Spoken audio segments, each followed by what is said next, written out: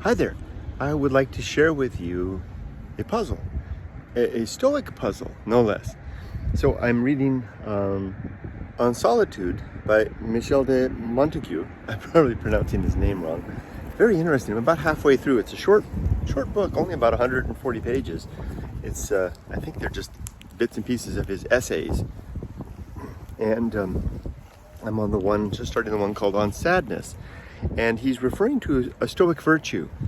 That virtue being, of course, the Stoics being the ancient Greek and Roman schools of thought regarding control, recognizing what is and what is not within our control, and weighting our reactions, namely our emotional reactions, on that, and recognizing really the only thing that really is within our control is our self-control, how we respond to the world.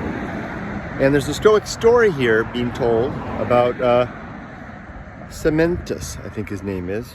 It starts with a P, the king of Egypt. Here we go. And I can't figure it out. The Stoics forbid this emotion to their sages as being base and cowardly, referring to the emotion of sadness.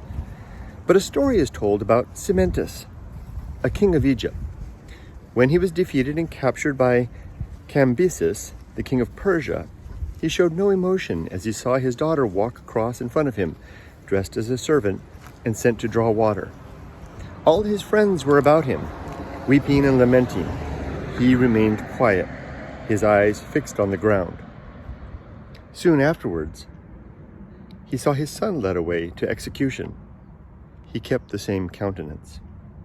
But when he saw one of his household friends brought in among the captives, he began to beat his head and show grief. So, frankly, I can't figure this out. I can understand the king's response to his daughter in chains. Likewise, his son, believe it or not, being led off to execution, as neither of these things are within his control. So therefore, it avails him nothing to have an emotional response to either of them. So he simply hangs his head in, it's not grief so much as resignation.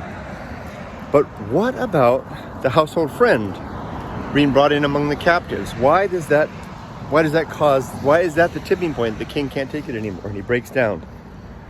I'm racking my brain, can't figure it out. Maybe those of you out there with a Stoic interest and background might be able to help me figure it out. Why? Just why? Why the son? Why the daughter?